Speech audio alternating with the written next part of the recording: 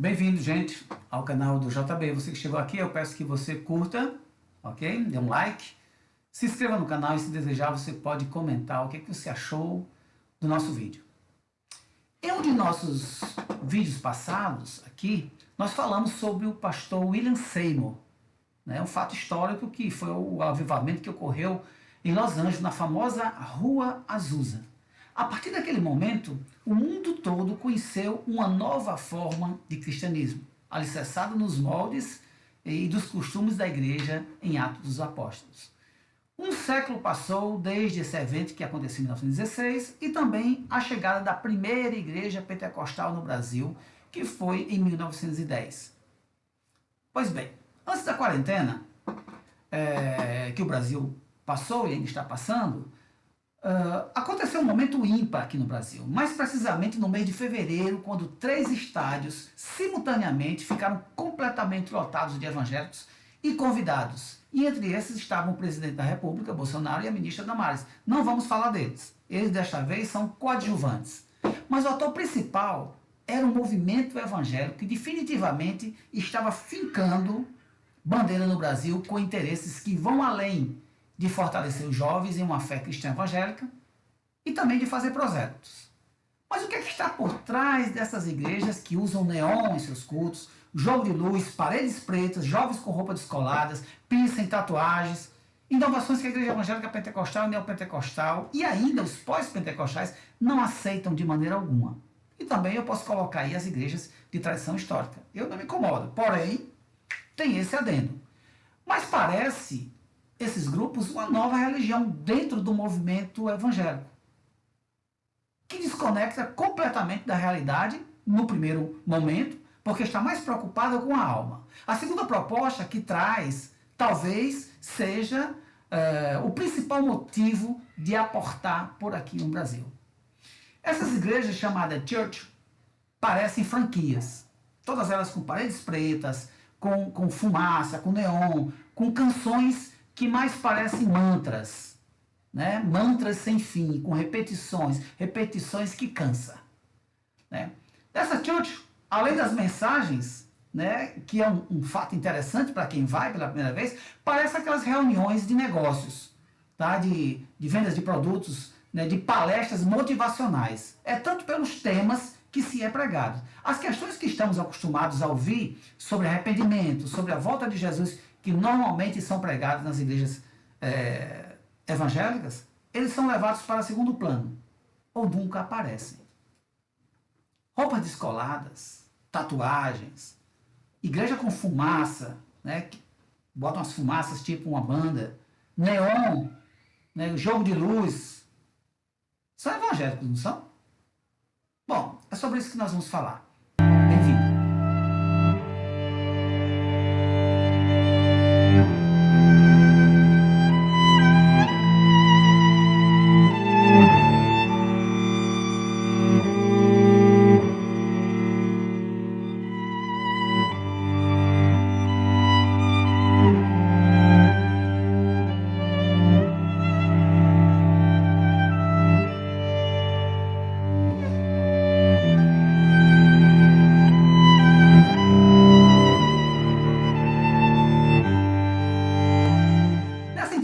Que eu apresentei aconteceu em fevereiro.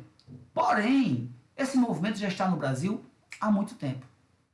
E esse momento político mundial e que o Brasil está passando, decidiram então de vez aportar por aqui. Trata-se do movimento chamado Descend. Já ouviu falar? Esse movimento ele foi pensado em 2016 em um encontro que aconteceu na Flórida, nos Estados Unidos, num evento chamado Azusa Down, que do movimento original, da Rua Azusa, que eu já falei aqui diversas vezes em outros vídeos, da história do pentecostalismo, ele leva apenas um nome, porque esses dois ambientes se diferem totalmente, são bem distintos. Lá na Rua Azusa, o pastor Seymour era um homem negro e pregava sobre espiritualidade, mas também contra a segregação, contra o sectarismo, a favor da igualdade dos direitos entre homens e mulheres, e em nada nos seus sermões se havia falando sobre questões políticas. Pastor Seymour se tornou um símbolo da luta antirracista. E este não é o caso do Descend. Esse movimento surgiu com intenções bem diferentes. Na verdade, ele é liderado por norte-americanos brancos, até aí tudo bem, não tem problema, mas que tem uma postura diferente da Rua Azusa de William Seymour. Neste ano, o Descend chegou ao Brasil definitivamente e tem como objetivo secundário ou primário, não sei, influenciar políticos de todos os países por onde eles atuam. Em minha adolescência, eu tive assim um pastor que ele me recomendava ter muito cuidado com os movimentos chamados para-eclesiásticos, né, que não são da igreja, eles trabalham assim, ajudando a igreja. Então o pastor me pedia para eu ter cuidado com esses movimentos por vários motivos. E olha que ele era aquele pastor que eu chamo o pastor com vocação de verdade. Ele se preocupava com as pessoas da igreja, visitava as pessoas da igreja, com o ensino que era muito contundente, o ensino da palavra e com o andamento, enfim, da própria igreja. Mas vamos lá. O Descend, ele é formado por 7 ministérios. Alguns desses já estão aqui no Brasil há muito tempo. E eu já, não vou dizer que eu participei, mas já vi a atuação deles. São diversos ministérios, como eu disse, 7. Um dos principais é o Dunamis, que atua entre os universitários, né? Cristo para todas as nações, que investe na formação de líderes.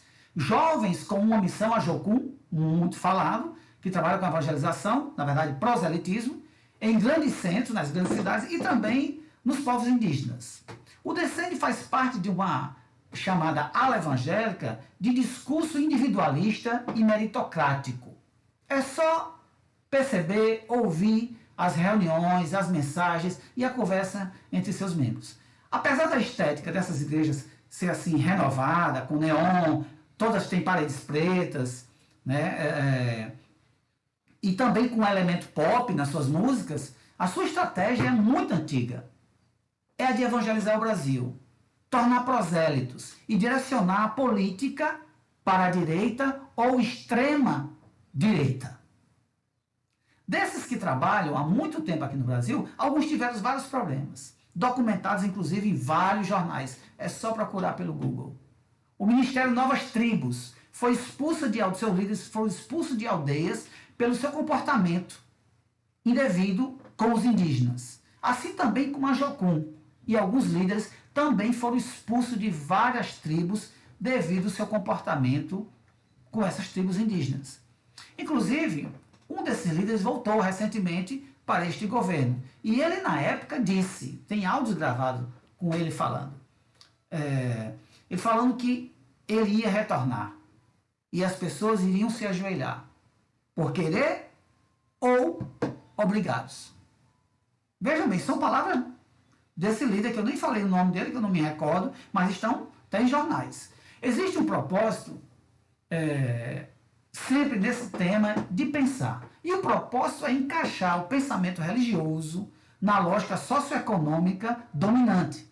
Por isso essas igrejas olham para a forma de crescimento, a da multiplicação de membros, né, na forma geométrica e seguem uma lógica estritamente empresarial, com metas, com objetivos, né, com foco.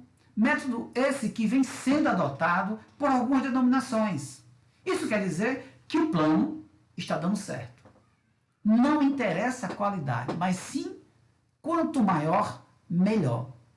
O Descend prometeu para a sua juventude um avivamento. É um grande avivamento. Mas você está no estádio, com música, todo mundo cantando, eu com gente bonita do meu lado, à minha esquerda, à minha direita, todos jovens, em sua maioria, todo mundo batendo as mãos e levantando as mãos e dançando, tal, numa boa. Me parece um avivamento justo, sabe? Que o jovem está com um pensamento só em determinado lugar. Mas você tem que sair daquele lugar diferente. Se você é cristão, você tem que sair diferente. Não existe avivamento sem os métodos das Escrituras Sagradas. Não existe avivamento se a igreja ou dentro do movimento existir opressão, injustiça e perseguição. O seu símbolo, que é uma seta para o lado, que vocês já viram aí no vídeo, né? Tem uma setinha para o lado, demonstrando que o cristão ele tem que ir a qualquer lugar que Jesus mandar. Né? Essa é a mensagem. Eu colocaria essa seta em duas vias, para o lado e para o alto. Cadê as mensagens de arrependimento? Onde estão as mensagens que o Messias, que o cristianismo crê, que o evangélico, ele trabalha em prol, que ele se doa e que ele ama, vai voltar? Onde está? É isso aí, gente. Até a próxima.